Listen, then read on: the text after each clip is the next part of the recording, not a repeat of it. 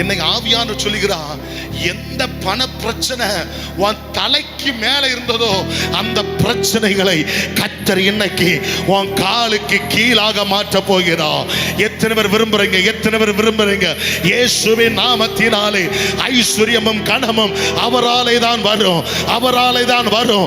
அவரே உன்னை கனப்படுத்துகிறவர், அவரே உன்னை மேன்மைப்படுத்துகிறவர், அவரே உன்னை உயர்த்துகிறவர். இப்ப பிசாசுக்கு எரிச்சல் உண்டாயிற்று. ஏய், இந்த உலகத்தை இந்த பணத்தை வச்சுதான் இந்த உலகத்தை ஆளுகை பண்ணிட்டு இருக்கிற. ஆனா இங்க இருக்கிறவர்களோ, ஓ எனக்கு உண்டான பணத்தை, ஓ எனக்கு உண்டான ஐஸ்வர்யத்தை இவங்க காலுக்கு கீழாக வைத்து கர்த்தரை உயர்த்துறாங்க, கர்த்தரை உயர்த்துறாங்க. எல்லாரும் உயர்த்துங்க பார்க்கலாம். இயேசுவின் நாமத்தினால் சொல்லுங்க பார்க்கலாம். இயேசுவின் நாமத்தினால ஐஸ்வர்யம் எல்லாம் என் காலுக்கு கீழே தான். கர்த்தர் தான் என் மேல, கர்த்தர் தான் என் மேல.